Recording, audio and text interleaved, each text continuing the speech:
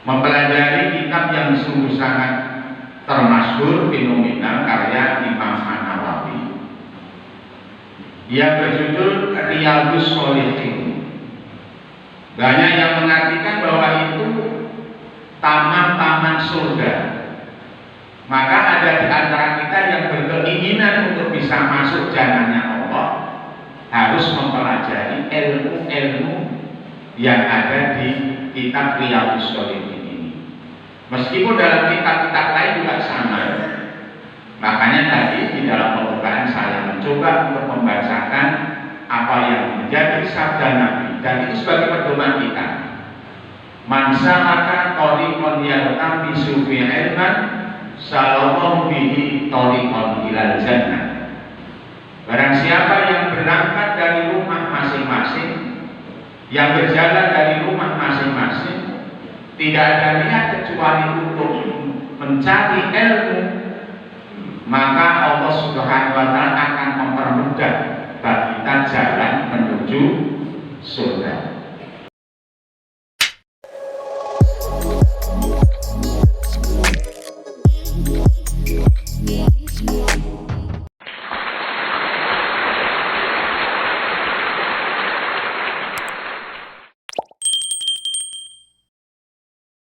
Assalamualaikum warahmatullahi wabarakatuh. Alhamdulillah, alhamdulillahilladzi ahyana ba'da ma amatana wa ilaihi nusyur. Asyhadu an la ilaha illallah wahdahu la syarika lahu wa asyhadu anna Muhammadan abduhu wa rasuluh. Allahumma sholli ala Muhammad wa ala alihi wa sahbihi ajma'in. Amma ba'du, wa qala Allah ta'ala fil Qur'anil Karim, a'udzu billahi minasy syaithanir rajim. Bismillahirrahmanirrahim. Ya ayyuhalladzina amanu taqullaha haqqa tuqatih wa la tamutunna illa wa antum muslimun. Wa qala Nabi sallallahu alaihi wasallam, ittaqillaha haitsu ma kunta wa asbi'i sayyi'atan hasanatan tamhuha wa khaliqin nasa bi khuluqin hasanin.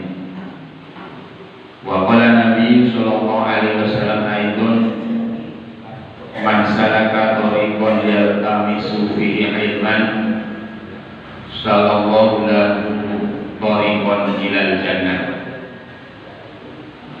Sidang jamaah Majelis Taklim rahimani wa rahimakumullah.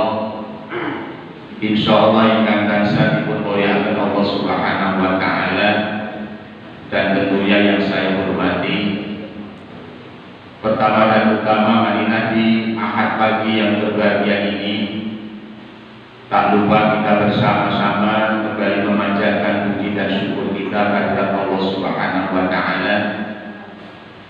Alhamdulillah, di Ahad pagi pada subuh yang berbahagia ini Allah Subhanahu wa Ta'ala masih berkenan menetapkan iman dan takwa di dalam hati kita. Allah Subhanahu wa Ta'ala juga masih berkenan menetapkan kesehatan di badan kita, dan Allah Subhanahu wa Ta'ala juga masih berkenan menganugerahkan waktu umur yang panjang kepada kita atau kesempatan kepada kita. Oleh karenanya, alhamdulillah kita diberikan langkah-langkah kaki kita untuk menuju masjid-masjidnya Allah dengan niat tidak ada lain kecuali untuk sholat berjamaah di masjid. Maka siapapun yang melangkahkan kakinya dengan niat untuk melaksanakan sholat di masjidnya Allah, langkah-langkahnya itu langkah yang satu mengangkat derajat kita, dan langkah yang lainnya menghapus dosa-dosa kita. Maka sebenarnya tidak ada alasan bagi kita untuk tidak berangkat ke masjid untuk sholat sholat berjamaah.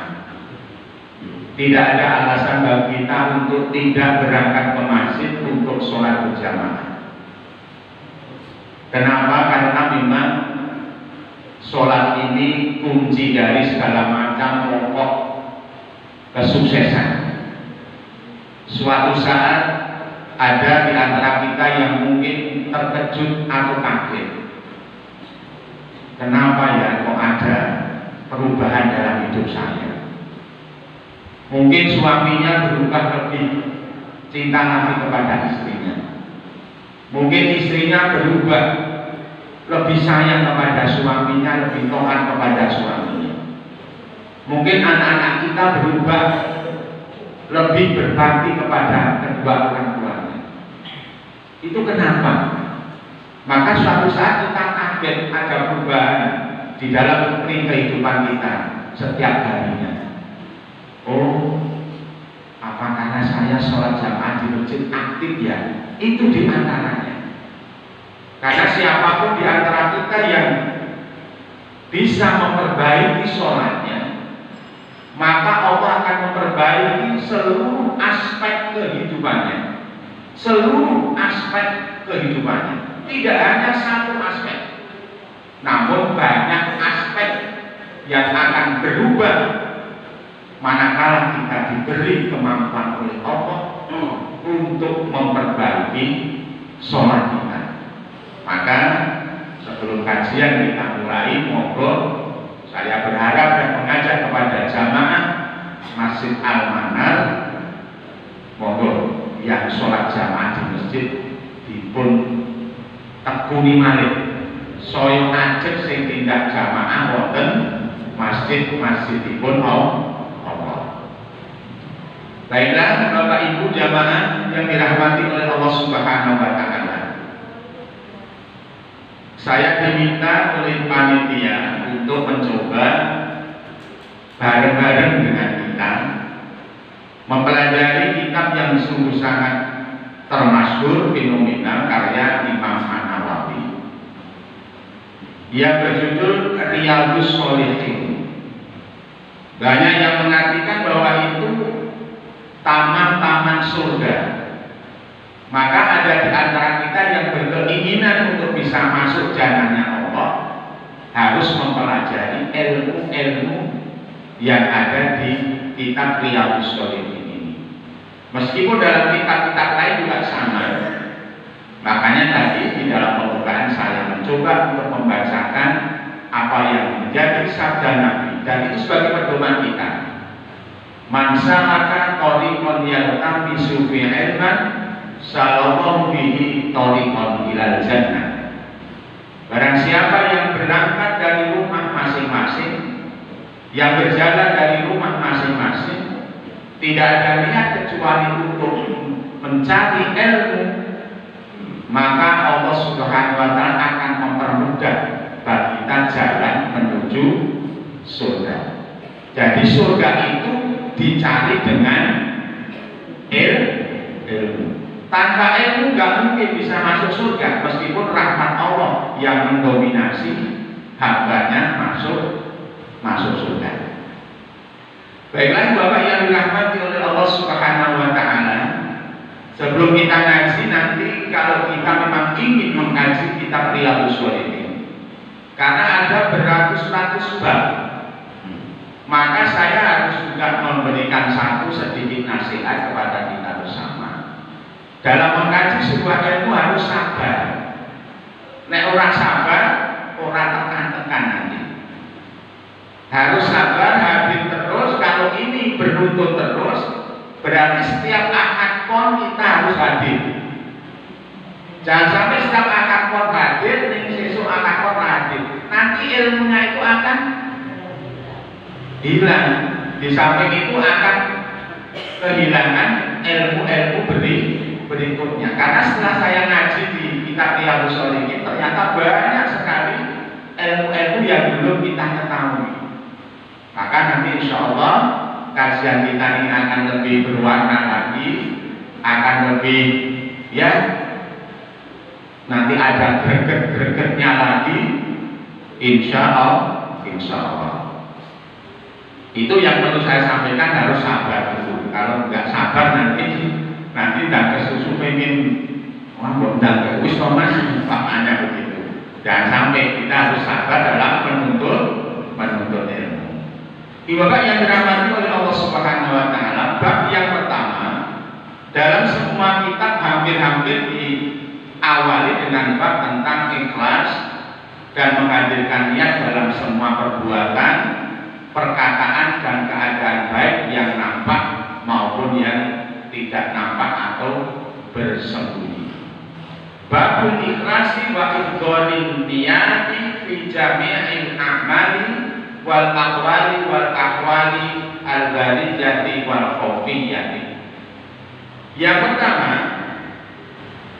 spesialnya kitab Riyadhus Shalihin itu ada dasar dari Quran dan ada dasar dari kitab dari hadis Nabi Muhammad Sallallahu Alaihi Wasallam. Kira gede betul? Oke. Di dalam Al-Quranul Karim untuk dasar kita yang pertama kali tentang niat maupun ikhlas dalam semua perbuatan. Allah Subhanahu Wa Taala berfirman, A'udzu billahi minasyaitonir rajim. Wa ma umiru illa liya'budullaha mukhlishina lahu-d-din hunafa'a wa yuqimus sholata wa yutuz zakata wa dzalika dinul qayyimah. Al-Bayyinah ayat yang kelima. Allah Subhanahu Wa Taala berfirman, padahal mereka tidak disuruh kecuali supaya menyembah Allah. Padahal mereka tidak diperintah, tidak disuruh kecuali supaya menyembah Allah dengan memurnikan ketaatan kepadanya dalam menjalankan agama dengan lurus, dan supaya mereka mendirikan sholat dan menunaikan zakat, dan yang demikian itulah agama yang qayyim, yang lurus. Ini dasar pertama kita mempelajari bab niat atau ikhlas. Nanti pada akhirnya kita akan mengetahui ikhlas itu seperti apa. Ikhlas itu seperti apa, termasuk di dalamnya nanti niatnya itu harus bagaimana dan lain sebagainya. Ibarat yang dirahmati oleh Allah Subhanahu Wa Taala, melihat, mengingat, menimbang apa yang difirmankan oleh Allah. Artinya Allah Subhanahu Wa Taala itu memang benar-benar memerintah kepada kita sebagai hambanya agar ubudu ilallah, agar beribadah itu hanya kepada Allah. Tidak boleh kepada yang lainnya. Takut kita itu hanya kepada Allah. Tidak boleh takut kepada lainnya. Harapan kita itu hanya kepada Allah. Dan kita tidak boleh berharap kepada selain Allah. Maka dalam hal ini kemurnian ketaatan kita kepada Allah harus kita tumbuh kembangkan. Kalau hari ini niat kita belum bisa murni, taat kita belum bisa murni, tidak apa-apa. Hari-hari yang lain harus ditumbuh kembangkan. Piye yo caranya sing taat karo Allah kita nanti. Bagaimana caranya kita itu bisa memurnikan akidah kita kepada Allah, terutama bab-bab yang ada hubungannya dengan amalan-amalan akhirat kita yang sama. Dalam sholat 5 waktu kita usahakan untuk niatnya itu hanya untuk Allah. Ini pripun Pak? Setiap kali saya bertakbiratul ihram itu kelingan nopo-nopo itu Pak. Wajar aku awake dhewe itu tesih dalam kategori manusia. Siapapun nggak bisa ngelak itu mesti kelingan nopo-nopo. Padahal kita menjelaskan kepingin menyembah Allah dengan semurni-murninya. Maka para sahabat dulu banyak yang memberikan gambaran kepada kita. Itu kalau sholat itu Masya Allah, artinya khusyuknya itu luar biasa, tumakninahnya itu luar biasa, sampai ada bulu merpati hingga di kepalanya aja dia nggak tahu. Ning sahabat lainnya mengetahui. Burung merpati itu hinggap di kepalanya ini yang sholat itu nggak kerosok. Ning ada orang lain yang tahu. Kalau burung saja sampai bisa bertengger di kepalanya orang yang sedang sholat itu, bagaimana musuhnya? Makanya kita penjenengan sami berusaha semaksimal mungkin menumbuh kembangkan kemurnian akidah kita penjenengan sami. Kemurnian ketaatan kita penjenengan sami wonten ngasanipun Allah. Diusahakan Pak. Hari ini nggak bisa, besok usaha menit. Besok nggak bisa, usaha. Pokoknya kita penjenengan sami usaha, ikhtiar. Dalam hal ibadah ampun antum stagnan. Wis lah apa-apa lah. Sing penting aku sholat. Rakyat rubuh-rubuh gedang, mau tahun 2023 kok sholat rubuh-rubuh gedang terus gitu. Tahun 2023 kok sholat terima rubuh-rubuh, ini kan falsafah ikut piye-piye Pak. Wis kowe ra apa-apa sholat rakyat rubuh-rubuh gedang terus kan wis tegak. Lah kita jenengan sami diusahakan untuk bisa memurnikan ketaatan kita kepada Allah Subhanahu wa Ta'ala. Makanya dalam hal pendidikan sholat wajib yang 5 waktu, dalam menunaikan zakat kita penjenengan sami harus cuma niat lillah kita kemurnian akidah kita penjenengan sami. Makanya suatu saat manakala kita ingin menuntun hati kita biar bisa ikhlas, suatu saat ada donasi-donasi itu catatannya dari hamba Allah, dari hamba ini untuk menuntun Pak, menumbuh kembangkan keikhlasan kita jenengan sami itu wonten niku. Nek awake dhewe nyumbang masjid umpamanya, membantu donasi di masjid, orang dicatat panitia artinya awake dhewe iso ora nerimo ikhlas tenan iso ora. Artinya tidak ada gerakan-gerakan dalam hati kita untuk tidak ikhlas. Karena yang mempengaruhi keikhlasan kita penjelasan itu banyak sekali. Di antaranya ujub, di antaranya sum'ah, di antaranya riya. Ini 3 masalah yang kadang-kadang bisa mempengaruhi kemurnian keikhlasan kita penjelasan melaksanakan ibadah kepada Allah. Kalau toh tidak diketahui oleh siapapun, Allah yang Maha Tahu. Sudah terbiasa belum Pak?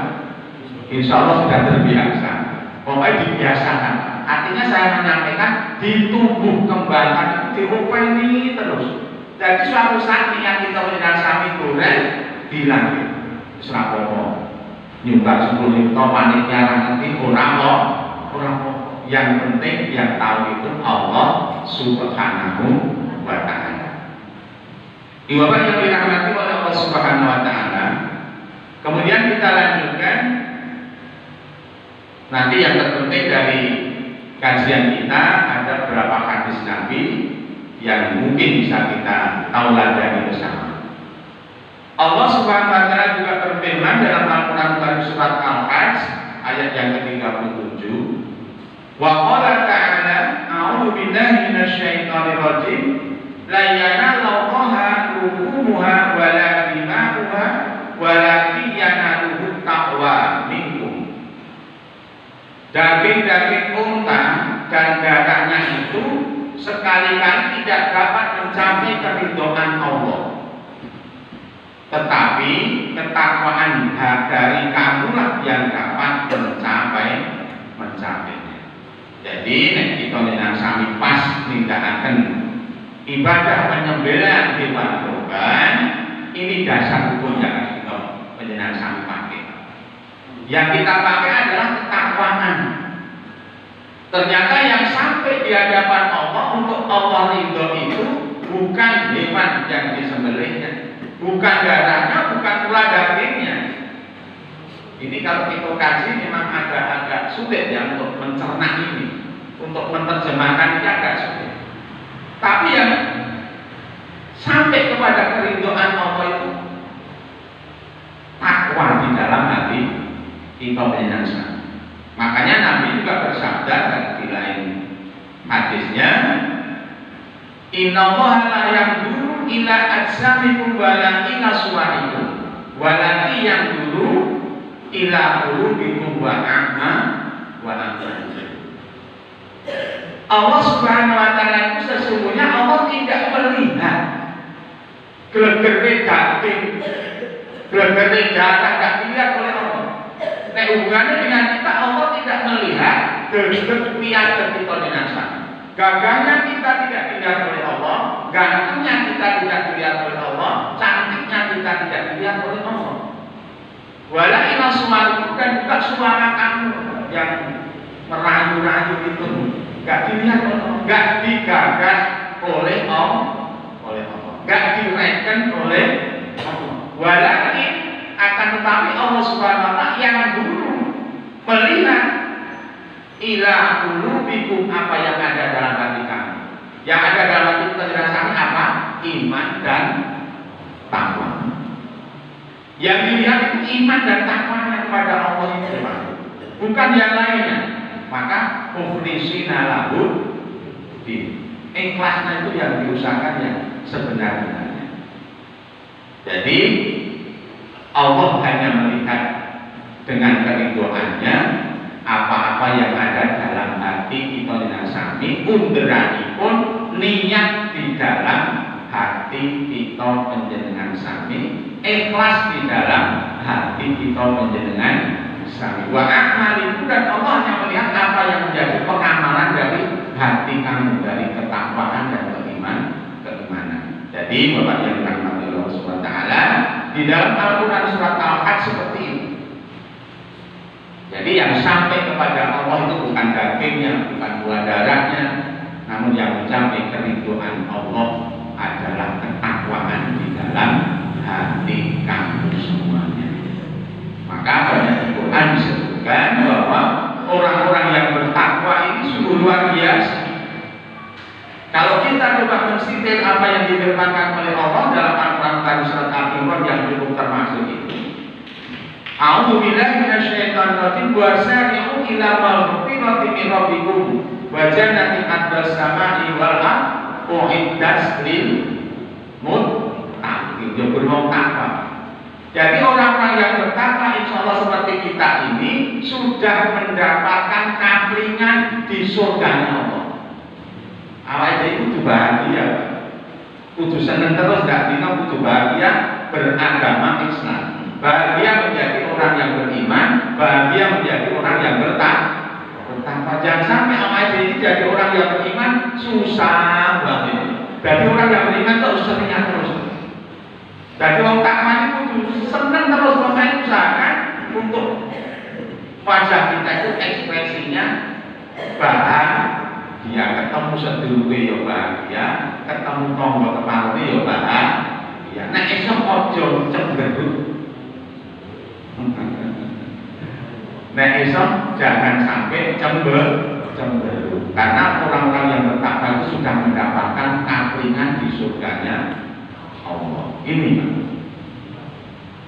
makanya kita tidak sami di saat menghadapi apa-apa yang menjadi kodrat irodatnya Allah, harus berdasarkan apa yang menjadi firman Allah dan sunnah Nabi Muhammad Sallallahu Alaihi Wasallam. Kita lanjutkan. Kemudian Allah Subhanahu Wa Taala juga memberikan firman-Nya dalam Al-Quran Karim surat Ali Imran ayat yang ketiga, surat ketiga ayat yang ke-29. Wa qala ta'ala a'udzu billahi minasyaitonir rajim qul in tukhfu ma fi sudurikum aw tubduhu ya'lamuhu Allah. Katakanlah, jika kamu menyembunyikan apa yang ada dalam hatimu atau kamu melainkannya, pasti Allah mengetahui. Jadi ini satu hal yang juga perlu kita sikapi. Dalam hal ini Allah mengetahui apa-apa yang ada dalam hati kita. Tusiruna wa ma tu'linun, disirkan, disirikan, dirahasiakan, ataupun dijahirkan, ataupun disia-siakan Allah Maha. Maka amal yang itu tadi saya sampaikan intinya di hati kita panjenengan piyambak. Jadi Allah Subhanahu wa taala seperti itu, mengetahui apapun yang kita panjenengan sami sembunyikan, bahkan Allah Maha mengetahui apa-apa yang sedang terjadi saat ini. Dalam sebuah hadisnya Allah kan, dalam sebuah ayat terhadis itu Allah mengetahui jatuhnya daun. Nah ini yang terkait nomor, Allah mengetahui semua daun yang ada di dunia ini di saat jatuh Allah Maha mengetahui. Ini awal ini kan boten nanti teliti. Betul sawo nek aku mati nggak dinoleh godongin jiblok piro ya nggak bisa. Namun Allah ternyata Maha mengetahui itu sampai daun yang jatuh sekalipun Allah tahu. Apalagi yang ada dalam hati kita. Yang kita rahasiakan Allah tahu, yang kita lahirkan juga Allah tahu. Jadi dalam hal ini kita menjadi sampai harus bisa berprinsip bersikap, diketahui atau tidak diketahui oleh orang lain dalam hal beramal, Allah yang mengetahui. Allah ya'lamu wa antum la ta'lamun. Allah yang Maha mengetahui, sedangkan kita itu tidak mengetahui apa-apa.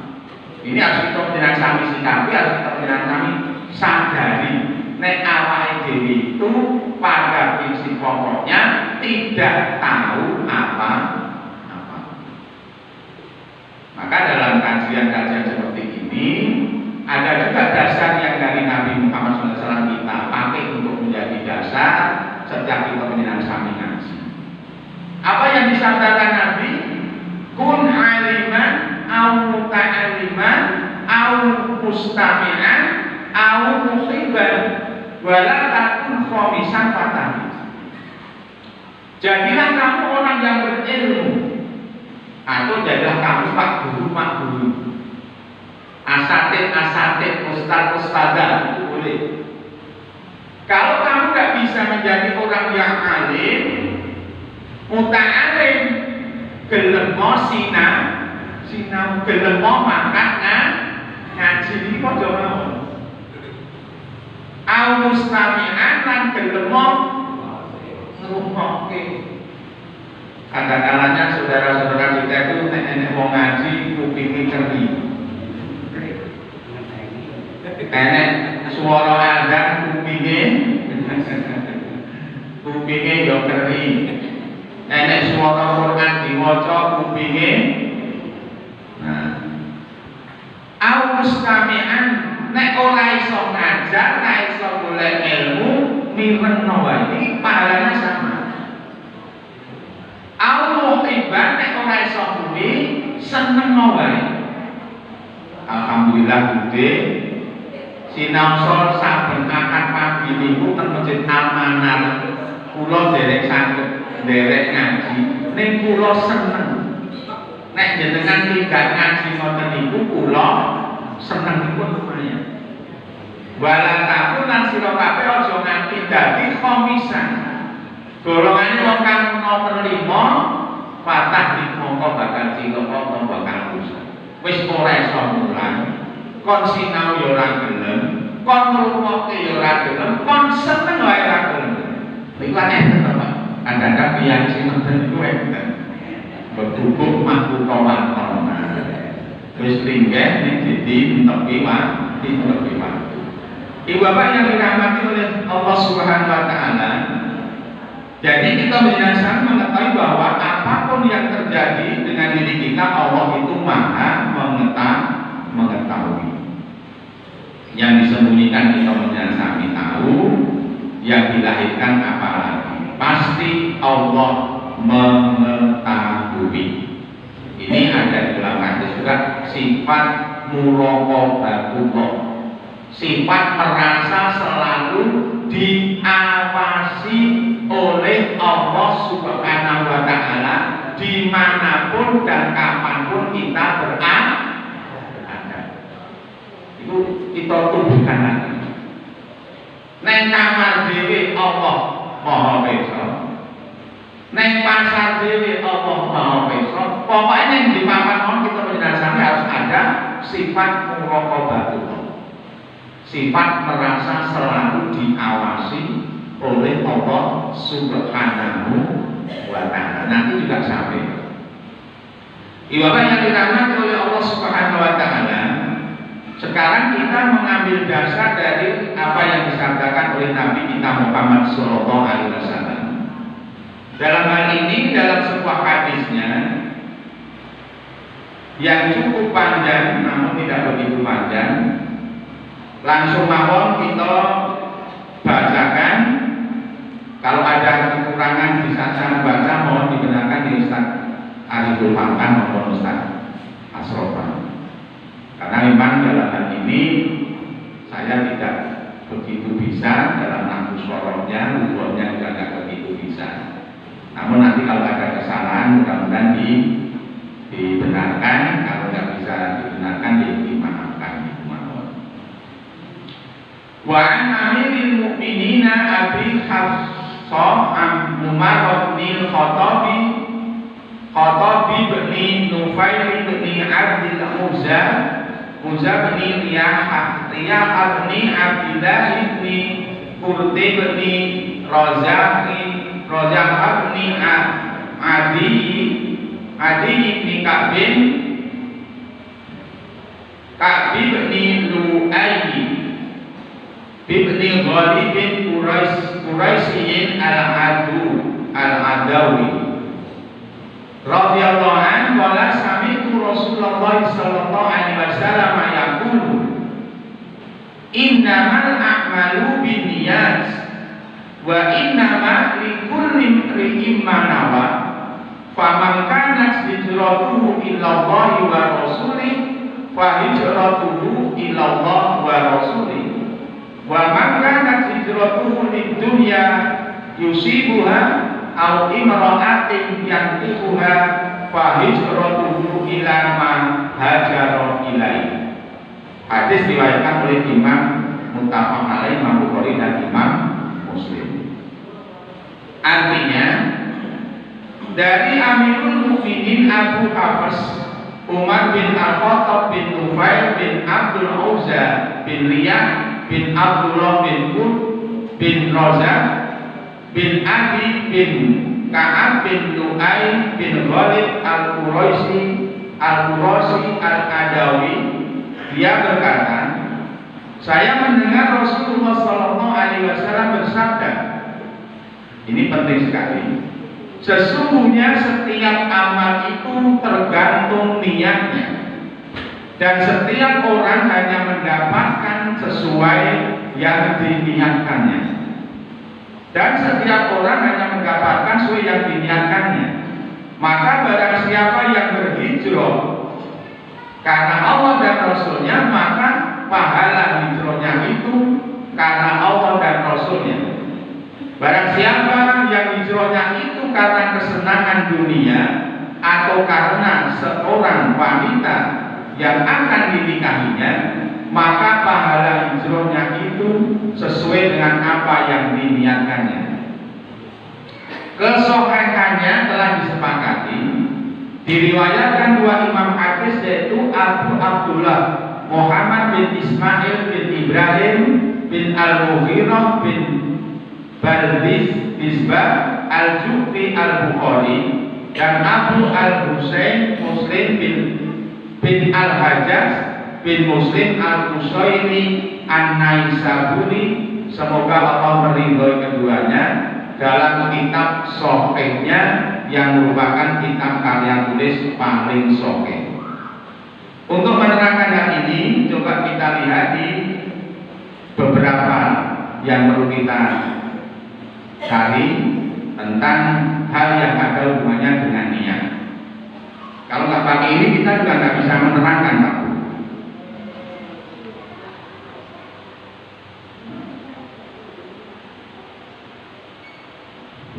Nah ini, Pak. Tadi hampir sama dengan yang ada di kitab Riyadhus Shalihin, karena ini juga kitab Riyadhus Shalihin.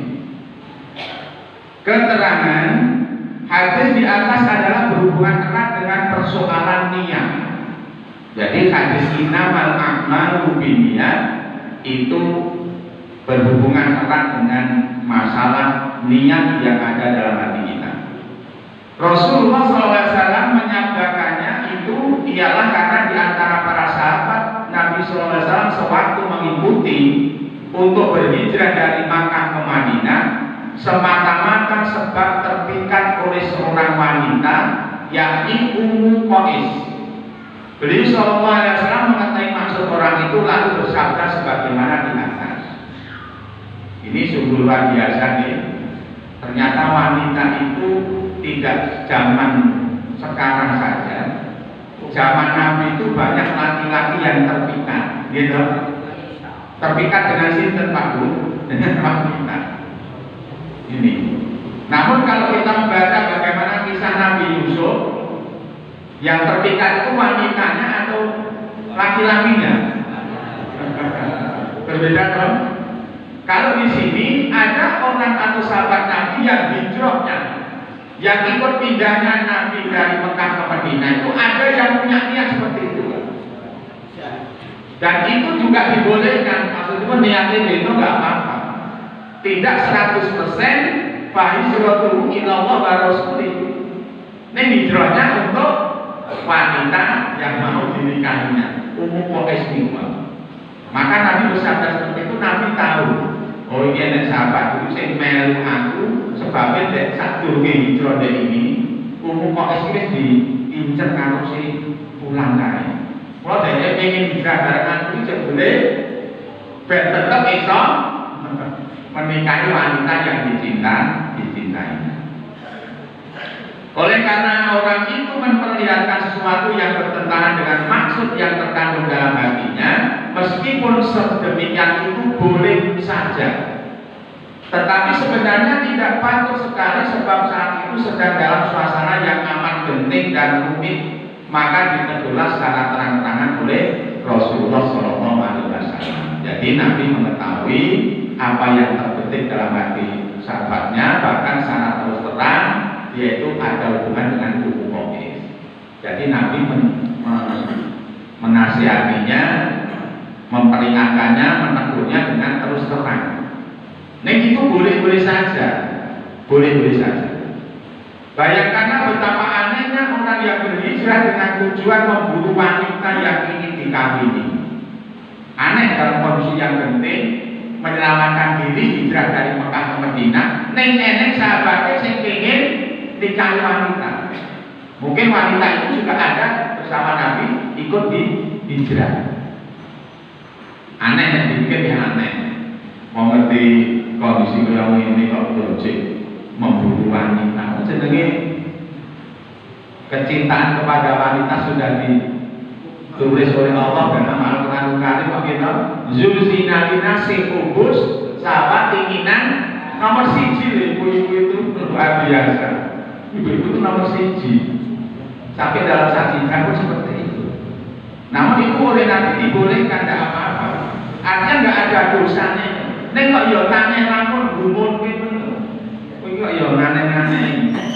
Mau urusan kau ini lho rampung kok malah pengen hijrah ning kepengin nikahi wanita. Dengan tujuan menghindarkan diri dari amarah kaum kafir dan musyrik yang masih tetap berkuasa di Mekah. Awak jadi pengen nyelametke harta, jiwa, raganya awak dhewe. Terutama menyelamatkan agama dinullah. Hanya untuk kepentingan penyebaran agama dan keluhuran kalimatullah. Bukankah tingkah laku manusia sekalian itu tidak patut sama sekali? Ini orang patut, orang pokok. Ini sudah kewajaran. Jadi oleh sebab niatnya sudah keliru.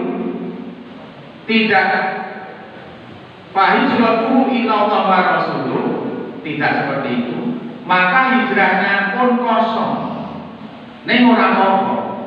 Lain sekali dengan sahabat-sahabat beliau SAW yang dengan keikhlasan hati bersusah payah menempuh jarak yang demikian jauhnya untuk menyelamatkan keyakinan kalbunya, yaitu Islam.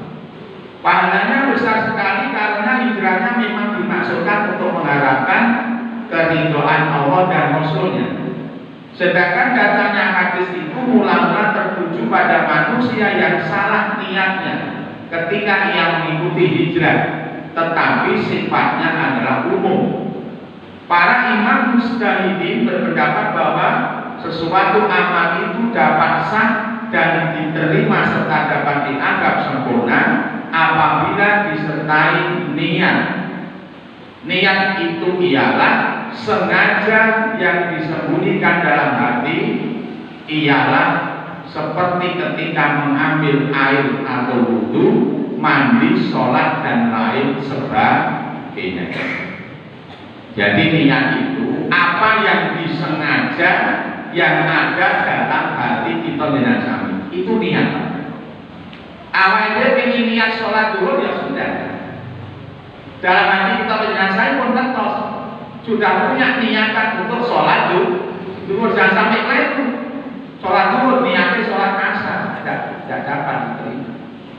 Harus niatnya pun juga sholat dulu.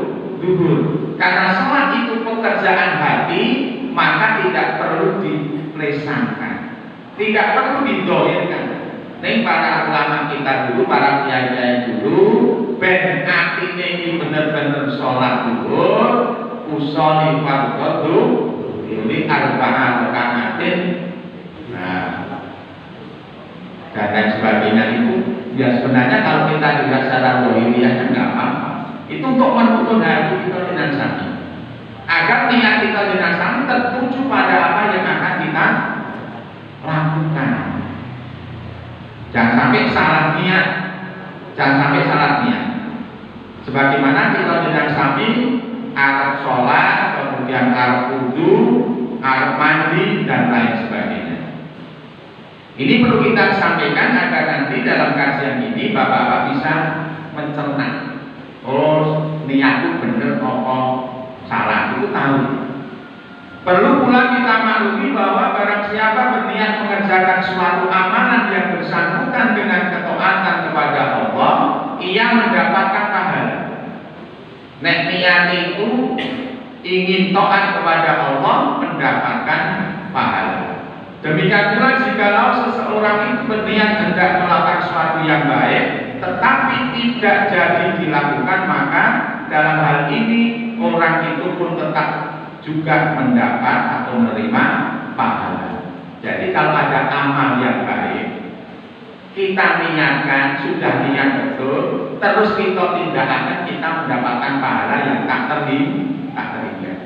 Niat baik, orang iso nindakake ning pun niat, kita menjalani kami dapat satu kebaikan pahala. Niku. Jadi nek awake dhewe niat kok, niat kok dan dilakoni kan biasanya begitu. Itu pun mendapatkan pahala. Ini berdasarkan hadis yang berbunyi niat seseorang itu lebih baik daripada amalannya. Maksudnya berniatkan sesuatu yang tidak jadi dilakukan sebab adanya halangan yang tidak dapat dihindarkan itu adalah lebih baik daripada sesuatu kelakuan yang benar-benar diserahkan tetapi tidak disertai niat apa-apa. Jadi niat pun butuh benar. Nah, dalam Quran sudah disebutkan, a'udzu billahi minasyaitonir rajim, innas sholati wa nusuki wa mahyaya wa mamati lillahi rabbil. Ini harus kita tempel itu sengaja kita dengan sami, Pak. Jangan sampai itu terlepas dari hati kita dengan sami. Sababnya itu mboten mau. Bahwa sholat menawa iki niate kleru, bahasa terakhir tidak mendapatkan apa-apa. Ini tidak mendapatkan apa-apa pun kita dengan sami nalika nindakaken ibadah ya kudu disertai dengan niat. Ampun tanpa niat. Nek orang niat ya ora kelakon nanti. Ibadahnya kurang geleme dhewe. Hanya saja dalam menetapkan wajibnya niat atau tidaknya, agar amalan itu menjadi sah, maka ada perselisihan pendapat para imam mujtahidin. Imam-imam Syafi'i, Maliki dan Hambali mewajibkan niat itu dalam segala amalan. Jadi niat itu dalam segala bentuk amalan, baik yang berupa wasilah yakni perantaraan seperti wudu, tayamum dan mandi wajib, atau dalam amalan yang berupa maksud tujuan seperti sholat, puasa, zakat, haji dan umroh. Tetapi Imam Hanafi hanya mewajibkan adanya niat itu dalam amalan yang berupa maksud atau tujuan saja, sedang dalam amalan yang berupa wasilah, dalam amalan yang berupa wasilah atau perantaraan tidak diwajibkan dan sudah dianggap sah. Adapun dalam amalan yang berdiri sendiri, maka semua imam mujtahidin sepertinya tidak perlunya niat itu. Misalnya dalam membaca Al-Quran, menghilangkan najis dan lain-lain. Jadi intinya di antara imam-imam itu ada perbedaan pendapat tentang niat itu sendiri. Dan kita dengan Sami tinggal mengikuti imam yang mana. Kalau itu ada tujuan kita dengan Sami melakukan ibadah yang sifatnya wajib, harus disertai dengan niat. Kalau ibadah-ibadah yang sifatnya sunnah, kalau toh tanpa niat tidak apa-apa. Maksudnya nek awake dhewe maca Quran, ya maca Quran. Mboten mawon. Ar-sodaqah ya niat lillahi ta'ala itu harus ada. Jadi di sini kita dengan Sami, kalau Imam Hanafi seperti itu. Jadi amalan-amalan yang khusus mawon yang disertai tujuan itu yang ada dalam niatnya. Nek orang niat itu batal ibadahnya.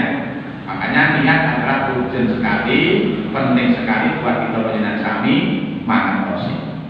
Ibadah yang dirahmati oleh Allah Subhanahu Wa Taala, dalam hadis yang pertama ini terakhir keterangan. Selanjutnya dalam amalan yang hukumnya mubah atau jawaz, yakni yang boleh dilakukan dan boleh pula tidak, seperti makan minum, maka jika disertai niat agar kuat beribadah serta bertakwa kepada Allah, atau agar kuat bekerja untuk bekal dalam melakukan ibadah bagi dirinya sendiri dan keluarganya, tentulah amalan tersebut mendapat pahala. Sedangkan kalau tidak disertai niat apa-apa, misalnya hanya supaya kenyang saja, maka kosonglah pahalanya. Jadi ibadah-ibadah atau amalan-amalan yang selainnya itu nyambut gawe, pokoknya kabeh apa kene iso nilai tadi. Sehingga ada pahala di dalamnya. Ngaji ngeten iki nek lillah ada ganjaran itu, Pak. Bapak-bapak, ibu-ibu bekerja lillah untuk meningkatkan kualitas ibadah kepada Allah, untuk menafkahi keluarga, niatnya itu ada pahalanya. Maka Allah berfirman, wa ma khalaqul jinna wal insa illa liya'budun. Semuanya itu ada nilai ibadahnya, Pak. Bagi seorang muslim itu apapun yang dikerjakan asal sesuai dengan koridor Quran dan Sunnah, ada nilai pahala di dalamnya. Maka pahala di dalamnya itu nanti sesuai dengan niat kita panjenengan sami. Ibu-ibu bapak yang dirahmati oleh Allah Subhanahu Wa Taala, untuk hadis yang kedua itu belum kita kaji pada kesempatan akad pagi yang berbahagia ini. Kita coba lihat di sini. Nanti kita akan mengetahui bagaimana makna hijrah yang sebenarnya dan fungsi niat. Hadisnya sama dari yang di atas tadi. Kemudian setiap amal tergantung niatnya. Di sini ada. Diterima atau tidaknya dan sah atau tidaknya suatu amal tergantung pada niatnya. Demikian juga setiap orang berhak mendapatkan balasan sesuai dengan niatnya dalam beramal.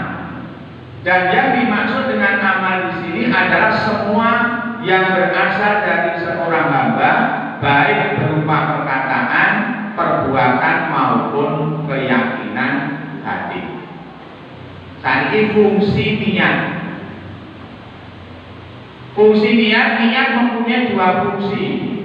Jadi awal dia apa-apa disertai dengan niat nanti akan mengetahui.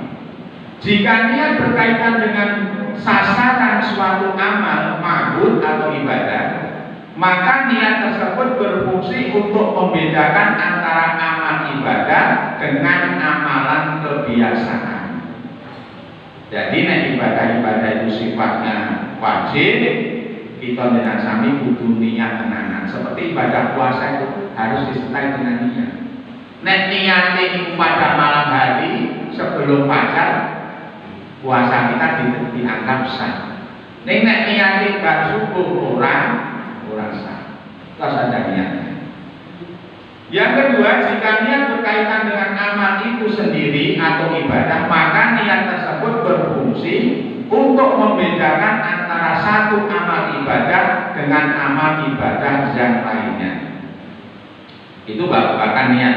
Intinya, fungsi niat itu sangat luar biasa untuk mengesahkan amal-amal ibadah kita panjenengan sami. Sah dan tidaknya amal ibadah ditentukan dengan niat yang ada dalam hati kita panjenengan sami. Ibu-bapak yang dirahmati oleh Allah Subhanahu wa taala, kita lanjutkan pengaruh niat yang salah terhadap amal ibadah. Ini pengaruh niat yang salah terhadap amal ibadah. Niat ibadah dan ikhlas yang disertai sum'ah ataupun ujub, itu kan salah. Jika para ulama berbicara tentang niat, maka mencakup dua hal. Satu, niat sebagai syarat sahnya ibadah, yaitu istilah niat yang dipakai oleh para fuqaha, ahli fikih itu ngoten itu. Niat sebagai syarat sahnya ibadah. Jadi ibadah apapun yang kita lakukan harus disertai dengan niat, harus ada dengan niat. Ojo biasa-biasa mawon, harus ada niat. Kalau perlu niat itu memang harus kita lafazkan. Namun melafazkannya tidak secara dhahiriyah, namun dalam hati kita benar sami. Kemudian niat sebagai syarat diterimanya ibadah. Dengan istilah lain ikhlas. Nah, ini sampai kepada ikhlas. Niat pada pengertian yang kedua ini, jika niat tersebut salah, tidak ikhlas, maka akan berpengaruh terhadap diterimanya suatu amal. Jadi nek awal niat yang salah, ini berpengaruh dengan tidak diterimanya atau diterimanya suatu amal. Maka niat itu kudu tenanan, lillahi ta'ala, ikhlas lillahi ta'ala. Dingerteni wong akeh yo tetep salat, ora dingerteni wong akeh yo tetep salat. Dingerteni wong akeh salate tetep khusyuk, ora dingerteni wong akeh di salate tetep khusyuk. Apa beda? Nek salat dhewe ora iso khusyuk. Nek salat bareng kancane jamaah lainnya iso khusyuk. Lho paling kae lho nek salat khusyuk. Jenengan kok nek salat khusyuk ketopan? Nah, kadang-kadang ditanya begitu. Nek saat salat sendirian, hampir-hampir itu cara membaca mereka itu sudah berbeda. Rukuk dan sujudnya pun berbeda. Allahu Akbar. Rukuknya cepat banget. Sujudnya ya dulu. Enter boten Pak. Niat lah. Dikerteni kiai kata yo tetep khusyuk dan tumanina, ora dikerteni wong akeh yo tetep khusyuk dan tumanina bergantung. Iya, wong salat iki apa? Nah, nek ora ngono kan yo pripun mungkin niate pas. Yang pertama, perinciannya sebagai berikut. Jika niatnya salah sejak awal, maka ibadahnya tersebut batal. Nek niatnya awal itu sejak awal mau sholat dikubur salah, batal. Artinya tidak dianggap sholat awal ini. Nek niatnya pun salah. Mau niat pekerjaan hati kan kita dengan saya nggak ngerti. Aku tak sholat di masjid Al-Manar, mantu karo Pak Kai. Ada kan? Aku tak sholat nang masjid Al-Manar di besan karo Pak Kai. Jadi jika niatnya sudah sejak awal salah, maka ibadah tersebut batal. Jika kesalahan niat terjadi di tengah-tengah amal, maka ada dua keadaan. Jika ia menghapus niat yang awal, maka seluruh amalnya batal. Jika ia menghapus niat yang awal pertama itu ingin sholat umpamanya, karena Allah Subhanahu Wa Taala di tengah-tengah sholat itu digoda oleh setan, amalnya niatnya pun beda. Wah ini paling terus beda. Terpengaruh oleh kondisi jamaah. Nek niatnya itu sejak awal diskleru tadi batal. Nek di tengah-tengah dia itu beramal tidak amalan, ada yang keliru. Nek ngantek menghapus niat yang awal tadi, maka seluruh amalnya batal. Namun jika ia memperbagus amalnya dengan tidak menghapus niat yang awal, maka amal tambahannya batal. Separuh ditampa oleh Allah, separuh tidak diterima oleh Allah. Nek niate padha kleru niat. Yang awal dihapus, di tengah-tengah melaksanakan amal ibadah. Jadi nek kita jenengan sami sholat pun kan. Karena di saat kita jenengan sami sholat itu memang benar tidak bisa terlepas dari gangguan setan. Benar betul ini. Maka ada beberapa yang perlu kita jenengan sami sikapi. Nek awal itu kan kembali Pak, langsung kembali kepada Allah. Oh aku lagi sholat. Jadi jangan sampai pikiran kita jenengan sami kemana-mana. Oh aku lagi sholat. Maka di saat takbiratul ihram itu harus tenang. Maka ada anjuran dan nasihat dari Nabi. Nek iso, Bapak Ibu ini tidak ke Masjid Al-Manar itu mengetahui melihat takbiratul ihramnya imam. Paling tidak di saat takbiratul ihram itu awalnya niatnya tenang. Nek di tengah perjalanan sholat kita melewat kembali niat awalnya. Awal itu sholat niatnya sholat ojo kelingan apa kepepet kelingan ya wis karena setan menggoda kita jenazah. Lucu kok gimana kita awal itu pas sholat itu dalam hadis kan jelas dong. Di saat Anda berkumandang, setan itu lari terbilir sejauh-jauhnya. Baik orang rumah Anda. Ini saya ini kalau lari sejauh-jauhnya bisa nggak? Secara lahiriah kan kayak soto. Mau naik ke enak suara. Jadi orangnya tempat untuk berlari bagi setan. Agar berkumandang selesai, setan terkonek. Bodoh awal ini sholat tahiyatul masjid. Allahu Akbar. Kunci kotak koneng dia. Lucu apa ini? Mulanya nek boleh ya orang ketemu sholat. Nek boleh ya orang duit itu kan 50 ribu mana yang di sholat no. Gue gak didudoi karo setan. Oh duit itu nek mau no. Ibaratnya dirahmati oleh Allah Subhanahu Wa Taala. Kemudian yang ketiga, senang untuk dipuji setelah amal selesai, maka tidak membatalkan amal. Senang untuk dipuji bukan berarti pengen dipuji. Jadi itu hanya untuk membangkitkan, memotivasi biar amal itu suara bergerak. Alhamdulillah Pak penjelasan itu sholat Masjid Al-Manar itu jadi kerja dari makmur aja dong makmur di masjid. Awal itu saat seperti itu nggak apa-apa. Artinya pujian dari saudara-saudara kita itu tidak membatalkan amale awake dhewe. Sing sholat ya tetap sholat. Maka ada suatu saat kalau saudara kita yang baru masuk di Al-Manar ini, ampun dilului Pak. Mas benar dengan masjid, kok ya sing kelingan masjid. Takbir dia harus berusaha untuk merangkul. Tombol-tombol di Masjid Al-Manar ini nek berkasilakan Masjid Al-Manar malah kudu dirangkul. Wah, ampun dilului ngoten, benar Ini nek dia itu hatinya sudah krosok kasih do. Lah kok ora sudah salat nang masjid Amanah ngopo? Mau dengar kalau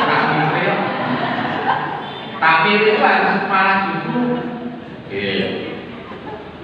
harus merangkul jamaah. Beribadah dengan tujuan dunia, dimampir lagi ya. Pada dasarnya amal ibadah hanya diniatkan untuk meraih kenikmatan akhirat. Namun terkadang diperbolehkan beramal dengan niat untuk tujuan dunia, di samping berniat untuk tujuan akhirat.